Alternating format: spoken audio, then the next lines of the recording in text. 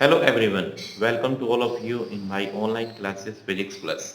बच्चे अब क्या करने जा रहे हैं? आज हम क्या करेंगे? आज बच्चे मैं आपको आपकी सेकंड यूनिट का अगला टॉपिक आपको करवाने जा रहा हूँ।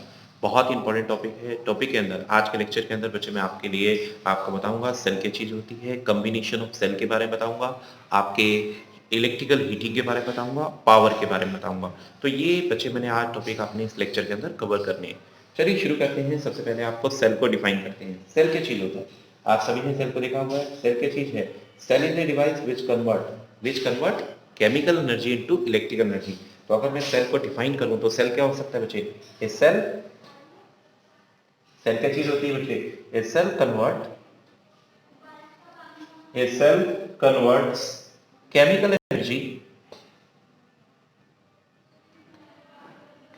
Energy into electrical energy. तो सेल क्या चीज होता है बच्चे? एक डिवाइस है जो आपकी केमिकल एनर्जी को क्या करता है? इलेक्ट्रिकल एनर्जी में, केमिकल एनर्जी को इलेक्ट्रिकल एनर्जी में कन्वर्ट करने के लिए हम एक डिवाइस यूज करते हैं जिसे आप सेल का नाम देते हैं। ठीक है, चलिए आपके सबसे पहले सेल के अंदर एक आपको छोटी सी टर्म पहले डिफाइन करते हैं जिसका नाम है ईएमएफ। ईएमएफ को बोलते हैं एक सेल की electromotive force. Electromotive force electromotive force electromotive force को क्या लिखा जाता है बेटा? ईएमएफ से भी आप इसे जानते हैं। ईएमएफ इलेक्ट्रोमोटिव फोर्स ही कहलाता है। क्या होती है इलेक्ट्रोमोटिव फोर्स? बच्चे जब तक आप बच्चे देखिए, जब तक सर्किट में से सेल से करंट को ड्रॉ नहीं करोगे तो उसके टर्मिनल के बीच का जो पोटेंशियल डिफरेंस होता है वो मैक्सिमम होता है।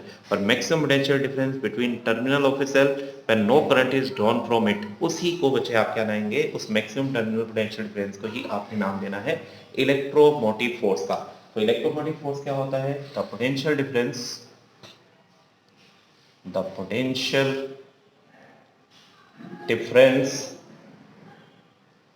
the potential difference between across the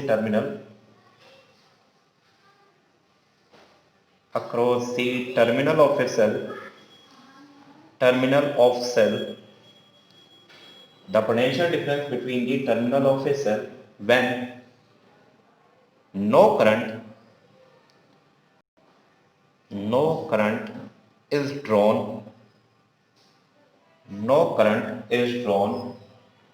ठीक है from cell is called electromotive force. ठीक है, तो जब तक आप सेल से सर्किट में कोई भी करंट ड्रॉ नहीं करोगे, यानी जब तक आप सेल को सर्किट में नहीं कनेक्ट करोगे, यानी कोई भी सर्किट से कोई भी करंट आपने ड्रॉ नहीं किया, उस वक्त आपके टर्मिनल के बीच में जो पोटेंशियल डिफरेंस होता है वो मैक्सिमम पोटेंशियल डिफरेंस होता है। और मैक्सिमम पोटेंशियल डिफरेंस को क्या बोलते हैं बच्चे? ईएमएफ के नाम से जानते हैं। या एक और ढंग से भी आप ईएमएफ को बता सकते हैं। आपके सर्किट में एक चार्ज की कंप्लीट आपके सर्किट की एक यूनिट चार्ज की अगर आपके एक यूनिट चार्ज को अगर एक सर्किट के अंदर कंप्लीट अगर रिवॉल्व करना हो तो उसके लिए जो भी एनर्जी दी जाती है सेल के द्वारा उसे भी आप इलेक्ट्रोमोटिव फोर्स के नाम से जानते हो। वैसे इसके नाम के पीछे फोर्स पड़ रहे हैं, एक्चुअली में ये कोई फोर्स नहीं है, ये आपके पोटेंशियल डिफरेंस की एक स्पेशल टाइप है। ठीक है, तो क्या है बच्चे? द एनर्जी, एक और डेफिनेशन बन सकती है, the energy given by cell the energy given by cell in the flow of unit charge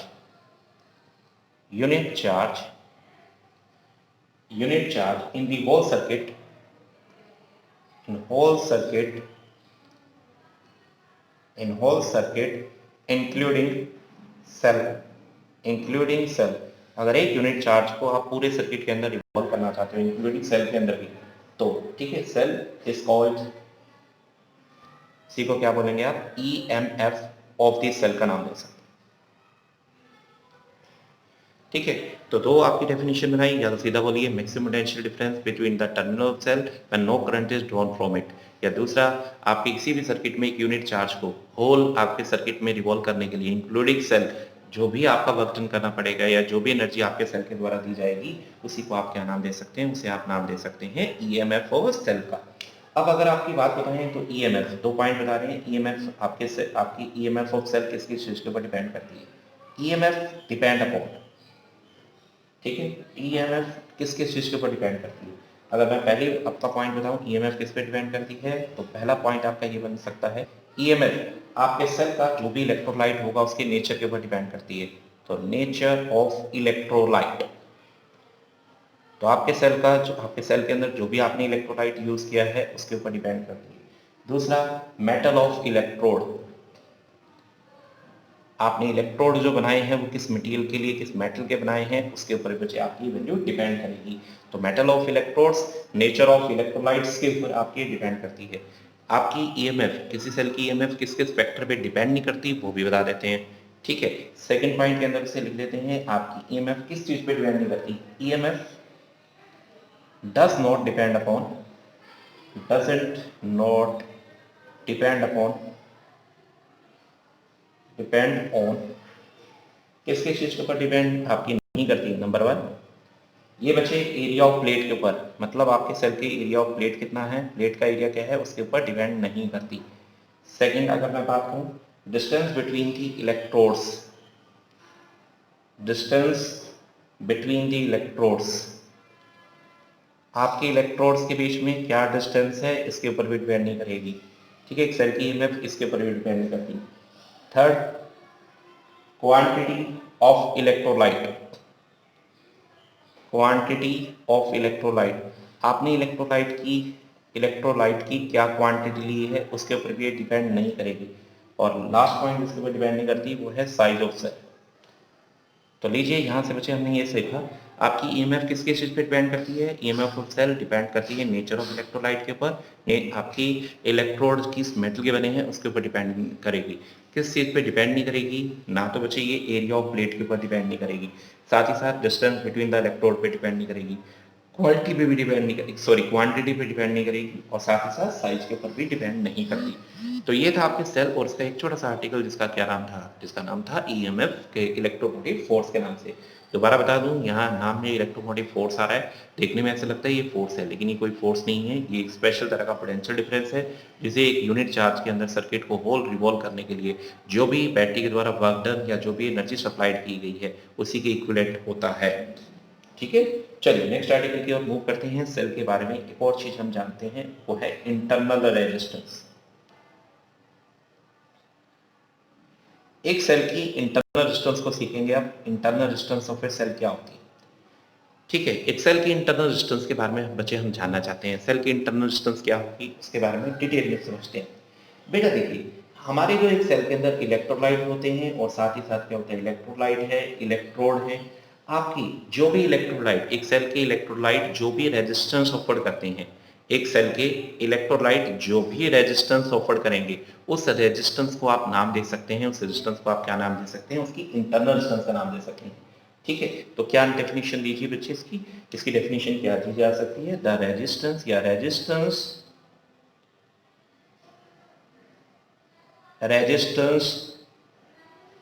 resistance offered by the electrolytes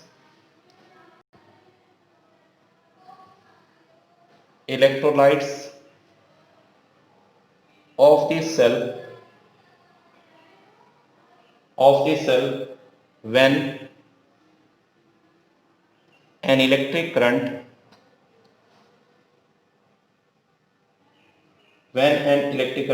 flowing through it या flow through it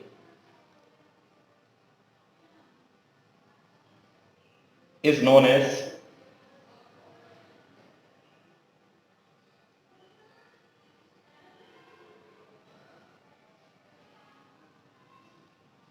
as internal resistance।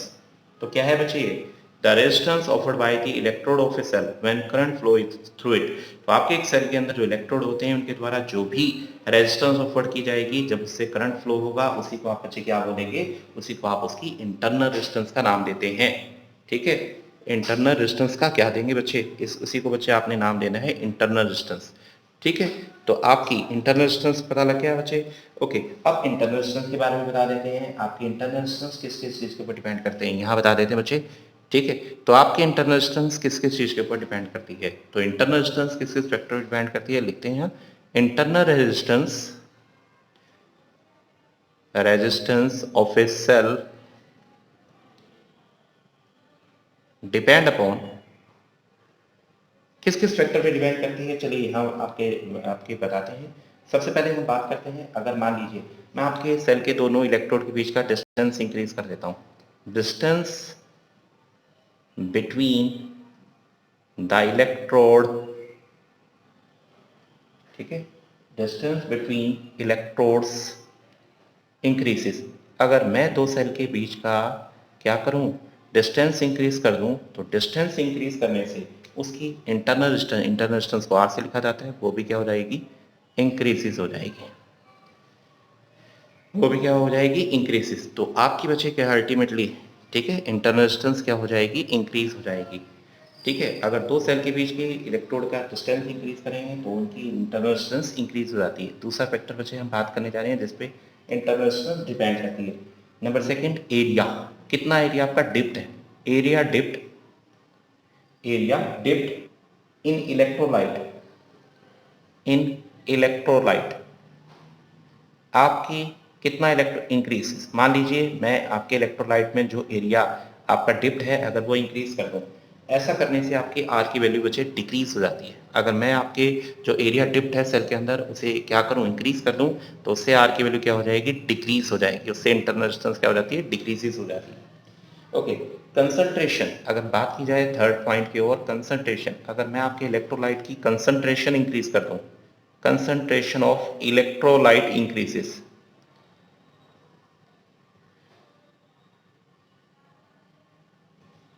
अगर concentration increase करोगे तो concentration increase होने से भी are की value increase होती है। अगर आप इलेक्ट्रोलाइट की कंसंट्रेशन इंक्रीज हो जाए तो आपका आर बचे क्या होगा, आपके आर की वैल्यू इंक्रीज हो जाएगी, ई ए, ठीक है, आपके आर की वैल्यू क्या होगी, इंक्रीज। और अगर टेम्परेचर इंक्रीज कर दिया जाए, अगर हम क्या करें, अगर हम बात करें टेम्परेचर इंक्रीज करने की, तो टेम्परेचर इंक्रीज करने की, टेम्परेचर अगर हम इंक्रीज कर दिया जाए, टेम्परेचर अगर इंक्रीज किया जाए तो ऐसा करने से आर की वैल्यू क्या होती है, डिक्रीज हो जाती है। तो लीजिए ये है फॉलोइंग फैक्टर जिनके ऊपर आपके सेल की इंटरनल डिस्टेंस क्या करती है, डिपेंड करती है। तो ये कुछ फैक्टर बच्चे आपको बताए हैं जिनके ऊपर आपकी इंटरनल डिस्टेंस आपके सेल की क्या करेगी, डिपेंड करेगी। तो कैसे कैसे इंक्रीज होगी, कैसे कैसे डिक्रीज होगी, मैंने यहाँ पे बच्चे फुल आपको कंप्लीट बता दिया है।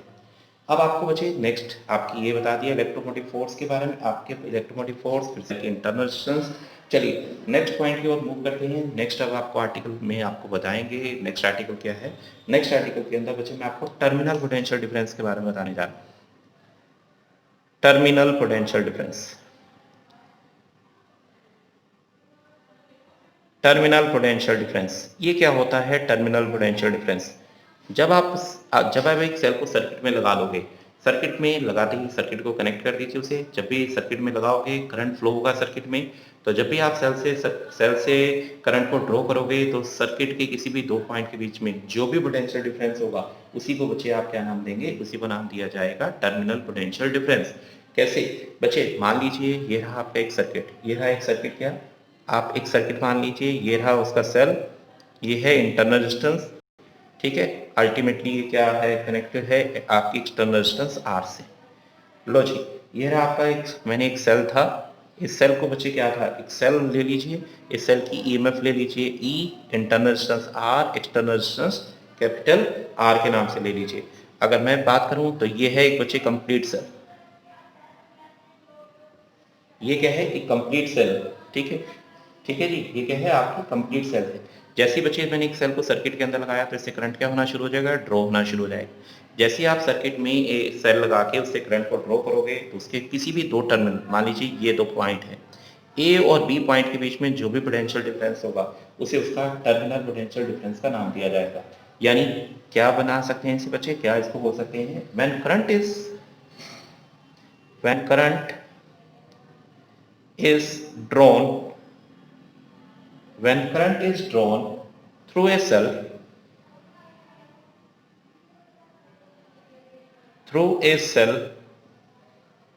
or current is supplied through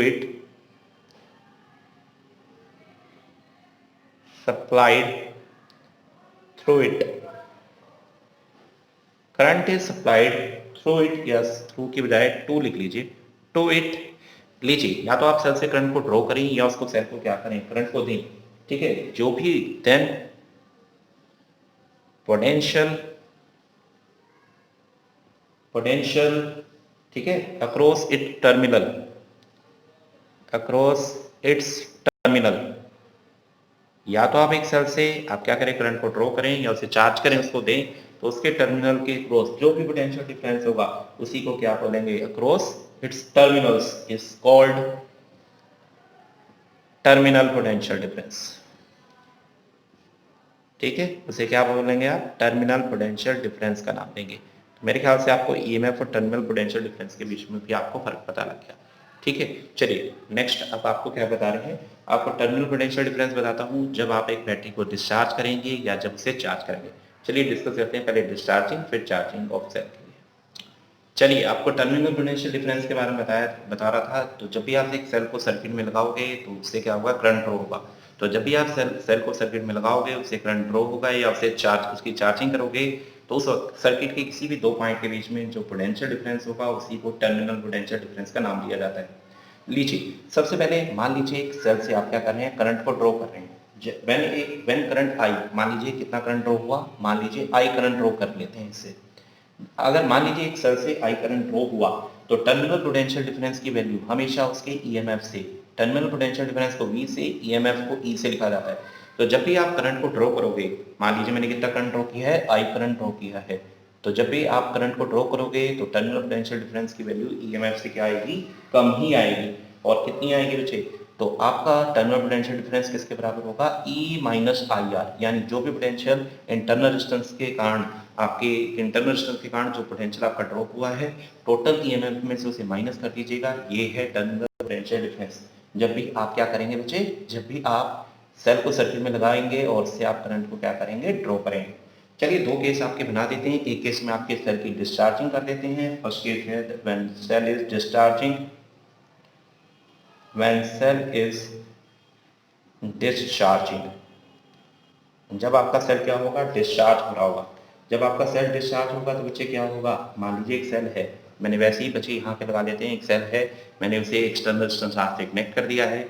जैसे आपका सेल डिस्चार्ज होगा तो आपका जो करंट है बच्चे वो कैथोड से एनोड की तरफ मूव करना शुरू कर देगा। अगर मूव करेगा तो बताइए करंट किसके बराबर होगा, करंट होता है जो भी आपने ईएमएफ, जो भी आपकी पोटेंशियल ईएमएफ लगाई थी, डिवाइडेड बाय टोटल रेजिस्टेंस। इस वक्त सर्किट की टोटल रेजिस्टेंस किसके बराबर है, R प्लस कैपिटल R के बराबर आ गई। ठीक है, अगर मैं आपसे पूछूं E किसके इक्विवेलेंट हो गया, E हुआ I R plus I capital R के बराबर। ये आई कैपिटल आर क्या चीज होता है बच्चे, यही है आपका पोटेंशियल डिफरेंस। इसे V से लिखते हैं तो मैं इसे लिख सकता हूँ आई आर प्लस इसे V से लिख लीजिए। तो V किसके बराबर आया, E माइनस आई आर। तो जब भी आपके सर्किट के अंदर करंट फ्लो होगा, यानी जब भी आपका सेल डिस्चार्ज होगा, तो उसका टर्मिनल पोटेंशियल डिफरेंस E से क्या होता है, उसका टर्मिनल पोटेंशियल डिफरेंस E से कम आएगा और उसकी एक्सप्रेशन ये आ जाएगा। ओके, चलिए अब सेकंड केस के ऊपर बात करते हैं। सेकंड केस क्या है, जब आपका सेल क्या है, चार्ज होगा। व्हेन सेल इज चार्ज, जब आप अपने सेल को चार्ज करते हैं उस केस में क्या होगा, जब सेल को चार्ज करेंगे, जैसे देखिए मान लीजिए मेरी फिगर दूसरी बना लेते हैं, ये है आपका सेल, उसकी इंटरनल रेजिस्टेंस बना लीजिए, ये है उसकी इंटरनल रेजिस्टेंस। इसे क्या कीजिए, एक की लगा लीजिए, एक यहाँ की लगा लीजिए, और साथ ही एक बच्चे बैटरी लगा दीजिए, या एक बड़ा सेल एक बड़ी बैटरी लगा दीजिए, जिसका पोटेंशियल कितना है, V है। मैं क्या करने जा रहा हूँ, अब मैं आपके सेल को चार्ज करने जा रहा हूँ। चार्ज करूंगा, पहले आप करंट को ड्रॉ कर रहे थे, अब उसे चार्ज आपका क्या दे रहे हो, चार्ज, पहले उसे चार्ज ड्रॉ कर रहे थे, अब उसे चार्ज दे रहे हो, यानी करंट की डायरेक्शन इससे क्या होगी, रिवर्ट हो जाएगी। अगर करंट की डायरेक्शन रिवर्ट हो गई तो आपका आई क्या होता है, नेट पोटेंशियल। भाई V से इसे चार्ज कर रहे हो तो नेट पोटेंशियल क्या होगा, V माइनस E के बराबर होगा, डिवाइडेड बाय टोटल रेजिस्टेंस कितनी है, इस वक्त R है। ठीक है, तो यहाँ से अगर आप V की वैल्यू निकालेंगे तो V आएगा E प्लस आई आर। लीजिए याद रखिएगा, जब आप सेल को एक चार्ज करेंगे, सिर्फ उस केस में आपकी टर्मिनल पोटेंशियल डिफरेंस ईएमएफ से क्या होती है, ग्रेटर देन होती है। ठीक है, तो व्हेन वी चार्ज सेल, जब आप एक सेल को चार्ज करोगे उस केस में क्या होगा, उसकी टर्मिनल पोटेंशियल डिफरेंस की वैल्यू क्या होगी बच्चे, उसकी टर्मिनल पोटेंशियल डिफरेंस की वैल्यू E से क्या होती है, ज्यादा होती है, जैसे ये चार्ज होना शुरू हो जाए। ठीक है, नेक्स्ट केस क्या चीज है, मान लीजिए सी केस भी बना देते हैं। सी केस के अंदर मैं आपको बता रहा हूँ, मान लीजिए आपका सेल क्या है, ओपन सर्किट है। When cell when cell is in the open circuit. कई बार आपके सामने बच्चे वर्ड आ जाएगा ओपन सर्किट। बताना चाहता हूँ ओपन सर्किट क्या होता है। ठीक है, ओपन सर्किट का मतलब क्या हुआ? ओपन सर्किट का मतलब है आपकी आर की जो वैल्यू है, आर की वैल्यू इन्फिनिटी हो गई है। सर्किट आपका ओपन कर दिया गया है, इस आर को, ये रेजिस्टेंस को हटा दिया गया है, यानी आर की वैल्यू क्या होगी? इन्फिनिटी होगी। तो इन ओपन सर्किट क्या होता है बेटे? इन ओपन सर्किट आर की वैल्यू कितनी होती है बेटे? इन्फिनिटी होती है। तो इन ओपन सर्किट आर की वैल्यू इन्फिनिटी है। देयरफॉर अगर मैं आई की बात करूं तो आई किसके बराबर होगा? E divided by R plus capital R. अगर आर की वैल्यू इन्फिनिटी हो गई तो करंट की वैल्यू किसके बराबर आएगी? जीरो के बराबर आएगी। और अगर करंट जीरो के बराबर आया तो V is equal to E minus I R. तो ई माइनस जीरो, इट्स का मतलब terminal potential difference EMF of cell के बराबर हो जाएगा। अगर आपका सेल कैसा होगा? अगर आपका सेल, आपका जो सेल है वो ओपन, या आपका सर्किट क्या होगा? ओपन सर्किट होगा। तो यानी आपका सर्किट से कोई करंट नहीं ड्रॉ करे, सेल से कोई करंट नहीं ड्रॉ करे, उस वक्त टर्मिनल पोटेंशियल डिफरेंस आपके ईएमएफ ऑफ सेल के बराबर होता है। लास्ट एक और केस बचे, आपको बता देते हैं सेल से रिलेटेड, वो है आपका अगर सेल शॉर्ट सर्किट हो जाए। When cell is short circuit. अगर आपका सेल शॉर्ट सर्किट हो जाए, शॉर्ट सर्किट भी बच्चे कई बार वर्ड यूज हो जाता है। शॉर्ट सर्किट का मतलब होता है आपकी जो एक्सटर्नल रेजिस्टेंस है, यानी आपका जब सेल शॉर्ट सर्किट होगा तो आपकी जो एक्सटर्नल रेजिस्टेंस है वो जीरो हो जाएगी। अगर एक्सटर्नल रेजिस्टेंस जीरो हो जाए तो I is equal to E divided by R plus capital R होता है। अगर कैपिटल आर जीरो हो जाए तो ये आर ही रह जाएगा, ऐसे ही होगा। अगर ये आर होगा और अगर मैं, ये तो ये हो गया, और अगर मैं आपसे कहूँ बी किसके बराबर होगा? V equal to I R, zero हो जाएगा। यानी जब आपका शॉर्ट सर्किट होगा तो करंट की वैल्यू तो क्या होगी? उसकी मैक्सिमम वैल्यू होगी। ठीक है, और potential difference, terminal potential difference कितना होगा? जीरो होगा। ये सारे केस बच्चे याद रखना, ये केसेस आपके, ये केसेस क्या है बच्चे? यूज हो जाते हैं आपके। तो आपको पता होना चाहिए शॉर्ट सर्किट, ये आपके शॉर्ट सर्किट के अंदर क्या रिजल्ट आता है, कैसे वर्क करता है, आपको पता होना चाहिए। चलिए अब आगे एक और इंटरेस्टिंग आर्टिकल करने जा रहे हैं, जिसका नाम क्या है, जिसके अंदर बच्चे मैं क्या करने जा रहा हूँ, जिसके अंदर मैं सेल की कॉम्बिनेशन करूंगा। तो मेरा नेक्स्ट आर्टिकल है combination of cell, combinations of cell. आपके सेल की कॉम्बिनेशन करनी है बच्चे मुझे, यानी सेल को आपकी कॉम्बिनेशन में लगानी है डिफरेंट डिफरेंट कैपेसिटेंस को गेट करने के लिए। सबसे पहले मैं आपकी सेल को, आपकी बेसिकली दो ही कॉम्बिनेशन होते हैं, सीरीज कॉम्बिनेशन, पैरेलल कॉम्बिनेशन